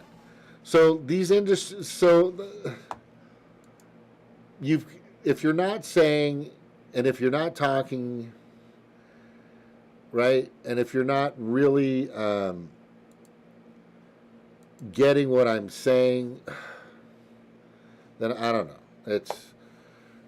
I think most of you will get it. It's the money in politics. You have to at least bring up money in politics in all your shows. You have to fucking push that out there. And the thing that kind of bothers me the most about Black Lives Matters, which definitely has been, they're a 401, Nico House said on his show today, they are a 401(c)(4), or not 3C, 401, whatever. They're nonprofit, but they've basically been infiltrated by the Democratic Party, or the Clinton Mafia, and they're just doing the bidding, of that mafia. And I've always said that I truly believe that these are just two mafias. You're either voting for this mafia or this mafia. Which one is going to use extortion and bully tactics and going to control the city and take advantage of the workers, and which one is going to have control, right? But you no longer have that control. We've pissed it away. Is there anything you want to say? Because I'm going to start closing up shop here pretty soon. Yeah, I mean, as far as like going towards what you were saying with the analogies, the one I like to use is, look, you're sick, things are bad, okay? You need an operation, right? And so you can either have a Democrat or a Republican do the operation. The Republican doesn't want to waste money on anesthesia, so they just operate on you while you're fully and wide awake. And the Democrat will do the same operation, but they'll put you under anesthesia, right? They'll put you under, so you don't feel all of it. Either way, they're gonna cut off that arm and leg from you, right? You're gonna lose something that you need in order to function and work and exist and live and have a happy and fulfilled life. But at least one of the parties, before they cut it off, they'll put you to sleep first. And that's exactly what Joe Biden is. He is the anesthesia to what Trump was doing. He's going to, don't get it wrong, he's going to do the exact same thing that Trump was doing, if not worse, or Kamala will, whoever's actually doing it. But either way, you're still going to lose. Either way, you're not going to get what you need. So that's how I see it. But I mean, yeah, great points tonight. So I'm actually kind of go ahead of myself. I wanted to talk about what Trump is going to do. I haven't really done a ton of research on it, but so what he did. All right, let's just talk about what Trump's doing or what he wants to do. And this is what I think would happen. This is what I think what happened is, and it's kind of it's a bit alarming and maybe a little telling at the same time. But remember when Bernie Sanders went into Iowa, and all of a sudden there was this app that wasn't working, and right off the Shadow bat, app. what? Shadow app. The Shadow app. Thank you very much, my wonderful assistant. The Shadow app, and all these other things that just weren't flying from state to state to state to state. And when Bernie went on Jimmy Fallon, Jimmy Fallon asked him this question, and you'll start to understand this once I get all this out. He goes, Jimmy Fallon asks, so if Joe Biden wins, do you think he can defeat Trump? And this was the telling sign that I got immediately, and others like Jimmy Dore and Kyle Kalinske and a few others that are really paying attention, that Bernie wasn't in it to win it. Just like he wasn't in it to win it halfway through his campaign with Hillary. His answer was yes. I think it was, the exact words were, of course he can. Of course he can. Now, if you're running for president in a primary and somebody asks you about your opponent, if they have the ability to beat the person that you're supposed to beat in the general, the best answer that you could give is fuck no. Is fuck no. There's no way in hell, fuck no, that's not going to happen. He's a fucking idiot, and you start destroying him. But right there was the telltale sign. Now, the reason why I'm bringing this up is because I know Trump he's so above the clouds, and he's in a different place, and he's got his gold toilet seats and his giant mansions. I don't really know how close he is to the ground, for him not, to the soil of the earth, in a sense. For him not to see the fucking writing on the wall. And everybody else has been trying to prove it in front of him before he even started to approach the election, that the Democrats are going to try to fucking fraud you, rig you, cheat you out of your seat in the Oval Office. And I'm surprised he didn't prepare for that. Counter chess move, sending out people to creating a executive order saying, I'm going to make sure that we have both sides of the parties being able to watch and see and monitor video or however how the ballot process is working, et cetera, et cetera. And this was all coming. He was saying they're going to cheat, but he didn't either he couldn't or he didn't have the wherewithal to set up his defense or his attack process, his front line, his offense. When you're going into a football game, right? Here's a good analogy. You've got to anticipate what the other side's going to do. You have to look at and see what they've done in the past. Do they run up the middle mostly? Do they pass a lot? Right? What's their defense set up? Is it nickel? Is it 4-3? Is it 5-2 defense? You know, what are they running? Do they have a monster man, a rover on their defense? You've got to look at all these variables and prepare yourself for this fucking battle. I didn't see that. I don't think anybody's bringing this up, but I didn't see Trump really prepare for the fraudulent stuff that now all of a sudden he comes out and he says stop. He's going to stop the count. That was not the right thing to say because Donald Trump is never on fucking script. Never on fucking script. And it's really sad. The guy's just never on fucking script. No, oh my God. I've seen him trying to read what's in front of him, and I can tell he'll start doing this. He'll start doing this. Yeah. And I know he's going off script. I know he's going to go, there he starts going off the fucking script. And I'm like, dude, just follow the fucking script. You know, so when he came out and said he's going to stop the votes or stop the ballots, he should have said he's going to audit. He's going to investigate. He's going to research and get transparency.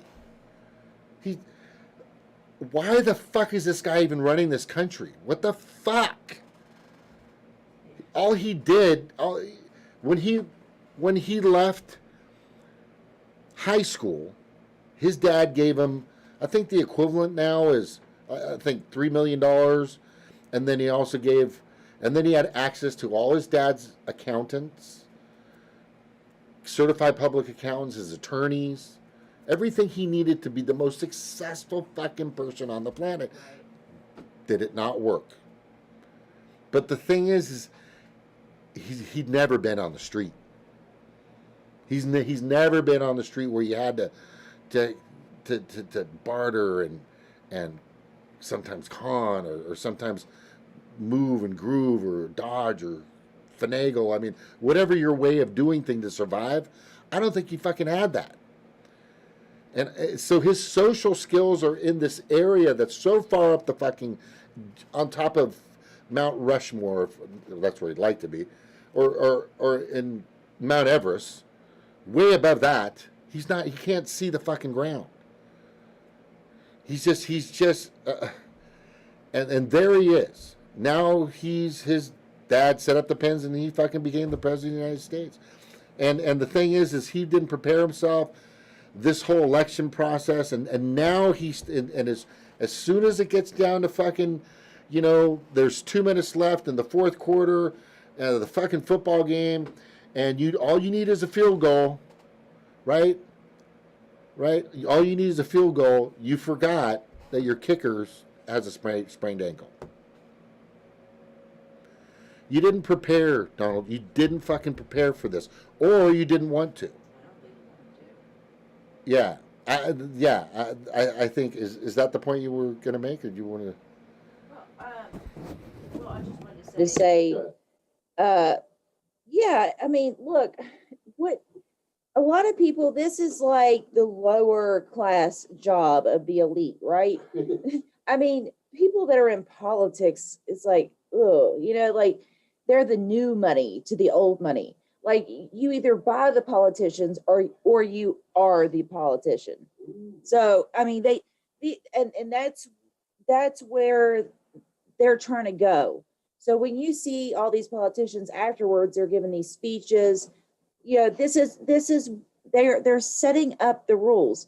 And the thing that they don't like about Donald Trump is like it almost seems like because he's open to ideas, almost like he'll say whatever's popular in the room, right?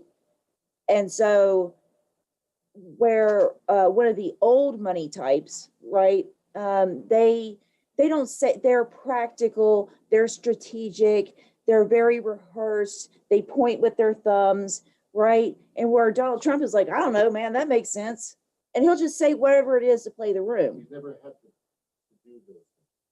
Yeah, so he's not as polished and refined as these. Yeah, because he's always been the one buying the politicians, and he even bragged about that. in one of the debates before he was president. He was, he was like, I know how this works. I paid you to do what you're doing right now. Okay. So yeah, I know how this works.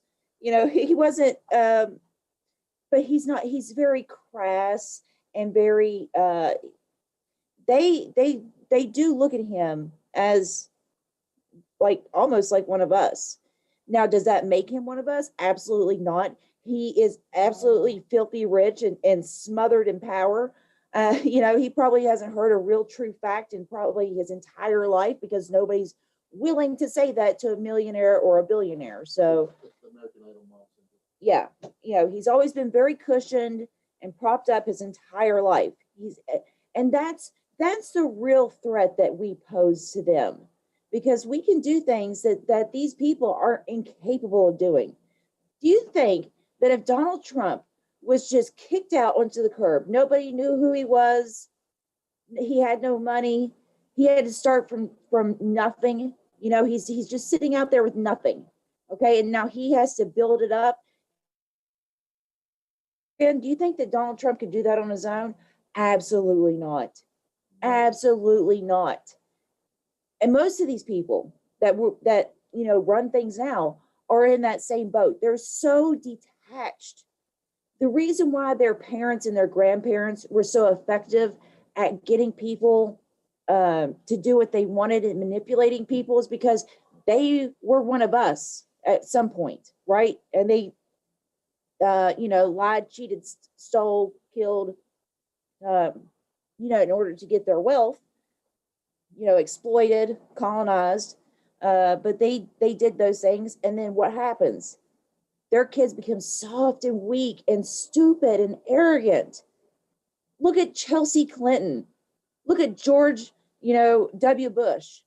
I mean, they're these pale, just very poorly done clones of their parents, where they just kind of go around and say the same talking points, but there's not enough brain cells firing. It's just, yeah, exactly. And Donald Trump, he wasn't a self-made, millionaire, billionaire. That came from, having, rich parents. And so, now you've got this out of touch weirdo that's just, trying to, increase the share of, his stocks, increase his stock value. That's it. That's all he's doing. I don't think he wants this much heat. It's too stressful. There's too much work. There's too many people telling him he's a bad guy. He doesn't like it. He wants to be loved. He likes to work a crowd. And I'm sure he wants to dip. I'm sure he wants to get out of there like as soon as possible. But he's also got to save face. He's got to be the big, strong, tough guy. So he's got to look like he's putting up a fight, right? Like he might, I'm contesting the election. But I think at the end of the day, he's going to accept the results, and he's going to get the hell out of there. Have somebody ghostwrite a book for him, do some TV appearances, lay low. And in a couple of years, he'll be, putting out some reality TV. So, we have got that to look forward to. And when AOC is elected president and the world's on fire, she'll be doing pictures, hugging Donald Trump and saying that they're best friends.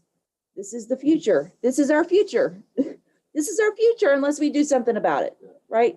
So, okay. But we're going to avoid that. So, not to stay off of this, because I think this is an important piece of information. Oh, I didn't have you up on there on full screen. I'm sorry. No, that's I just pissed off my viewers. So, yeah. So, Julian Assange, right, is still rotting away for, 3,000 days now? Over 3,000 days. Over 3,000 days. Incarcerated for nothing. For nothing. Just basically putting data up that WikiLeaks, again, has never had to retract, apologize, or take back any of their information. It's all been factual. Compared to mainstream media that is in their footnotes at the end of their shows or the next day or whatever, they always fucking apologize. Hey, sorry, we got that wrong, and just want to let you know. That's never happened with Julian Assange. This publisher has never had to do that. You know, this information that he's brought out has hurts those donors. That's why they don't want him there. The G7, G20 meetings, Bilderberg, everybody wants him gone because he is the big exposer. He's the person that's going to show you what I showed you. That it's not about you, it's about them.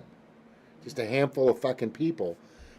And I think it was, I guess it was 2017. I thought it was 2018, where they went to go talk to him.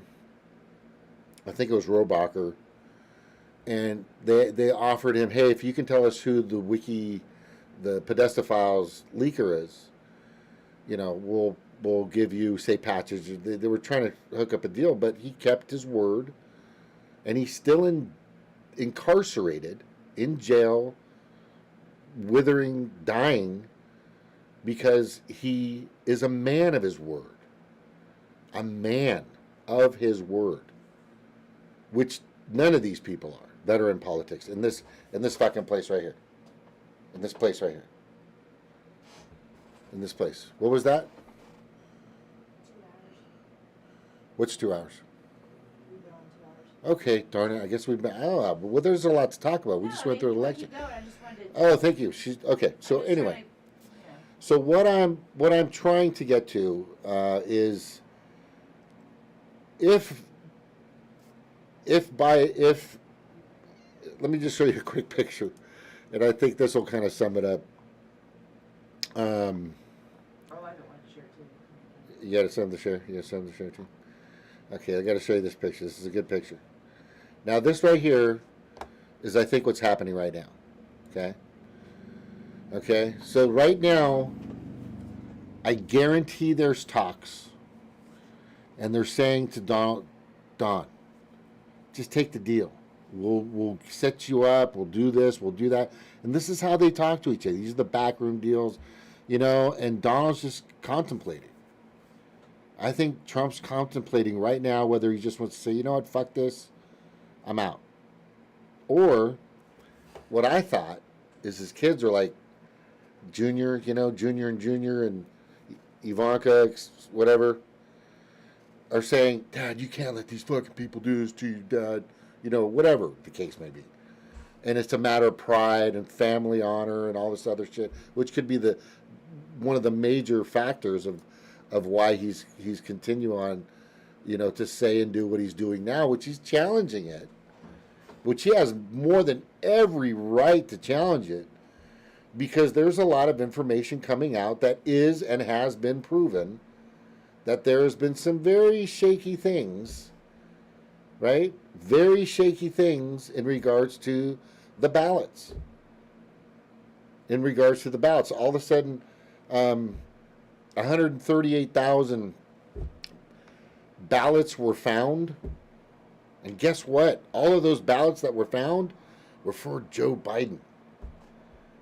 Right? It's just like, well, who would have... That's... That... Well, what the fuck? Well, how the hell... What the hell happened there? But I think they're talking right now. I think they're saying, you know, just take the deal. Just get the fuck out. We'll fucking this, whatever. And it's up to him. It's literally up to him to push this. And I know that people want him to concede and they want him to fucking just get the fuck out of here. But all he needs to do, and he needs to think, the problem with him is he's in this. He takes money from the big corporations. He takes, just like they all do. The problem is if he doesn't take the deal, they're going to go after him. They'll fucking go after him. And I'm telling you, these are the same people. These are the same people that assassinated the Kennedys, Bob and who was it? Robert and John, of course, Martin Luther King, and a few other people out there. These are the people that start the regime change wars. These are the people that start that have started the COVID virus pandemic, scamdemic, pandemic, whatever the fuck you want to call it. These are the people that started the N1H1. There's the MLK was killed by, and Snork is saying MLK was killed by the FBI. I mean, so they're just, whoever is in office, I don't think the CIA is really operated by the president. I just got a feeling. I just don't think. No, it's more the other way around. Yeah, I think the CIA operates the president. Yeah. In my opinion. So this picture clearly indicates you have them both on the phone. And then Biden's lifting some weights and talking on his phone, a regular phone. Says, "Take the deal, Don." And the meme I'm showing is Donald's on the phone going, should I take the deal or shouldn't I take the deal? So that's where he's at right now. That's his stage. Either he's decided to move forward, to challenge, to bring up any fraudulent rigging, cheating of any type, if he's going to do that. But if he exposes that, if he's able to expose that clearly and concisely, completely factual and complete truth about it, if he's able to do that and present it as such, then that's going to start to cave in these walls that they've all built. And I'm telling you, they're showing him the better end of the stick, and they're showing him the shitty end of the stick. They're because this plan that's happening, and the reason why you're seeing Joe Biden and why you saw Trump in office and a lot of, I call them figureheads, car salesmen. Put your best salesman out there. Put your best speaker out there. So that's, they plan this. There's a big think tank of people. It's not you, by the way. It's not you. You have nothing to do with this. Remember, you're the 99%, and you have no influence. I'm sorry, what was that? An afterthought. Yeah, this is not. We're just an afterthought, basically. But so there's every. So right now he's contemplating. He's going to see. But the one thing that I've been pushing, and I got to show you this other picture real quick, is this one right here, where it shows, the angry sign, the anime angry sign, and then it shows a kind of a pissed off, disgruntled face of Joe Biden, and he's saying, right before he walked out the door, that fucker pardoned Assange and Snowden. Wow. Right? Now, wouldn't that be kind of like a slap in the face? Because it's like, fuck you guys. You guys going to do this to me? I'm going to pardon, let him out, let him turn it loose and go after you. And if I will tell you right now, I'm not saying he will side, but if Donald Trump let Assange out to be free, others will try to get him back in, but just doing that, I don't think Assange's really going to go after. I think we know who he's going to go after. And I think if there's one person that could expose the fraud, and I hope you're listening, Republicans, and you need to get this information. If there's one person that could expose the fraud, the emails, get some hackers out there, and everything needed to show the fraudulent voting activity that could definitely be happening in this general election in 2020, would be Julian Assange, and having that door open for them. Because there's people out there, I'm sure, want to say, but they don't know where to go. They don't know where to go. I guarantee there's people out there that have seen it, and I've seen stuff on the internet. Some guys out there. I'm a fucking this one guy. He's got the ballot people in the background.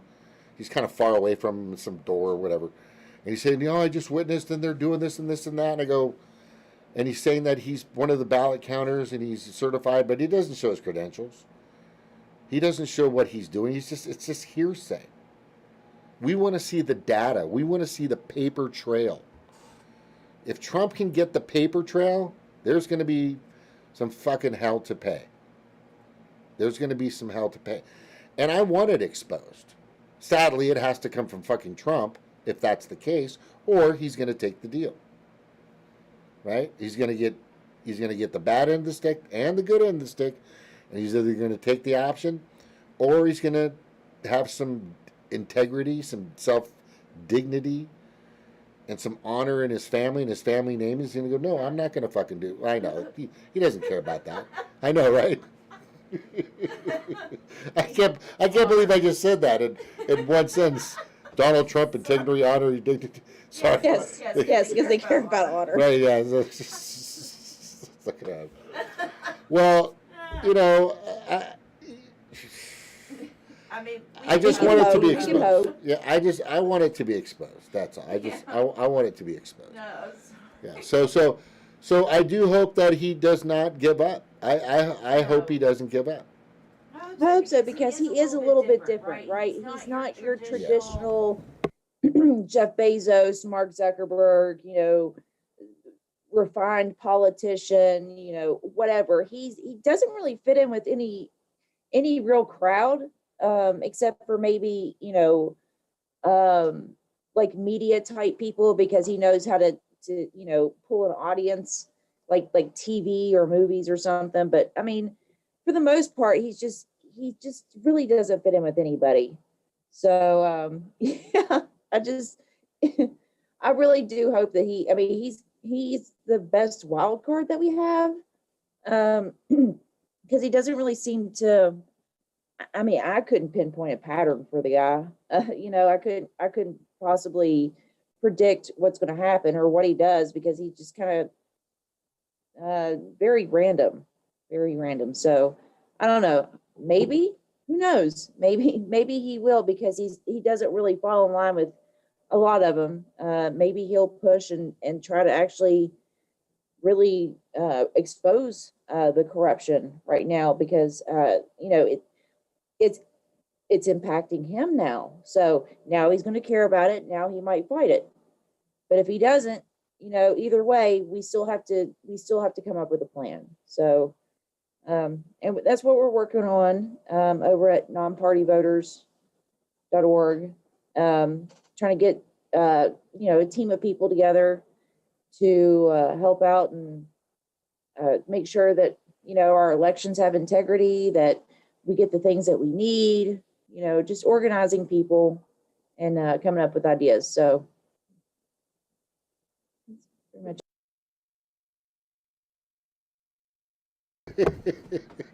That's okay. I need to get you a script, honey. I really do. I don't need a script. I'm just kidding. All right, so I got to show you this picture because I think it's kind of funny. Okay, I got to show you this picture before I get the hell out of Dodge here. But it is a kind of a long show, and I just wanted to kind of go over, different perspectives, definitely, on what's going on. So, here it comes. Right there. So this right here is just, you have these giant, elaborate election night stages, CGI, just filled with all. I mean, that set right there on the top left for CBS is got to be costed them like $2 million. And then their giant set over at CNN, giant fucking set. And then over at ABC, they got theirs, and MSNBC, and the one I really liked the most to watch when it came to election night is this guy right here, this is like early on in it, but and it was just great to watch, because he would color in, he had a map, and he had colored pencils. It's fucking awesome. He had colored pencils, right? I mean, which election coverage do you trust? I like this guy. right? He had on YouTube, and it was fucking awesome. He had thousands of people watching, and he would color in the states according to how they were being won, et cetera, et cetera. But it's like, it just, we don't fucking need the elaborate sell. If you're buying it, that's up to you. If you're buying that big fucking elaborate sell, then you're being sold. And as I've told everybody, it's a giant marketing campaign. It's a branding campaign. And if you're buying COVID right now, you're being sold like a motherfucker.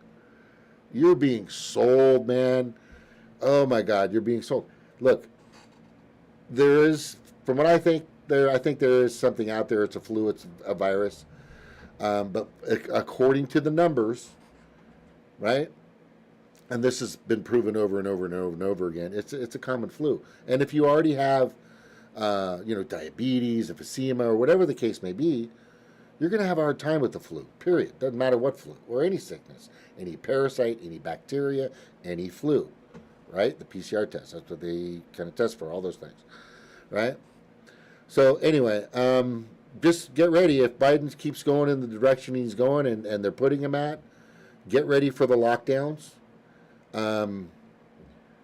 Get ready for, and I'm urging everybody, especially fucking Black Lives Matter, because you guys have been major instigators in regards to just ridiculously stupid and lame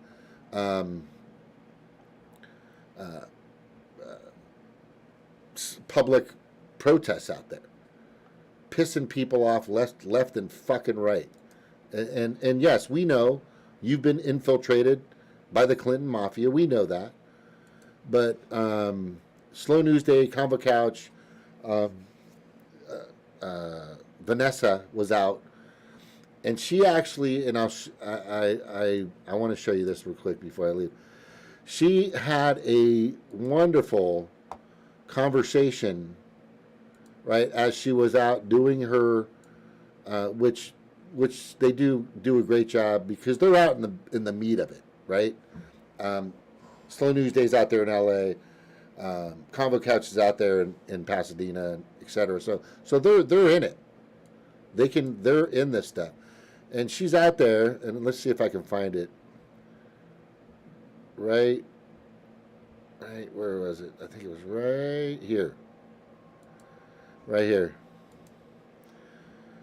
She's having a great conversation. The election, not the voters. No, I'm on the same page. It's not the voters. It's who's in control of the parties, because they want their candidates to win, whatever. They're having a And there's civil always, conversation. I mean, it's their job. And look at how does they Biden actually have moved away, they did, from the BLM people that were screaming at everybody. Right? Screaming at everybody. Coming in and just yelling, like trying to instigate, trying to trigger you. It's like they're getting fucking paid to cause problems. I'm just saying. And it's really sad.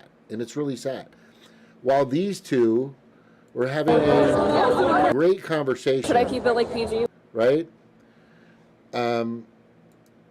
Vanessa's having a great conversation with this Donald Trump person, and this one guy comes out who's part of Donald Trump and says these words: they want to divide and conquer us. The more we're divided, the more they will conquer us. If we band together, we don't have to serve them. His words were, they just want to divide and conquer us. That's what that's what they've been doing the whole fucking time. It's like the oldest trick in the fucking book, and we're still falling for it because we have people that have been infiltrated, compromised, sold out. They're being paid from what I've seen and heard, tons of proof regarding it, to go out and cause fucking mayhem and chaos. And it's really happening.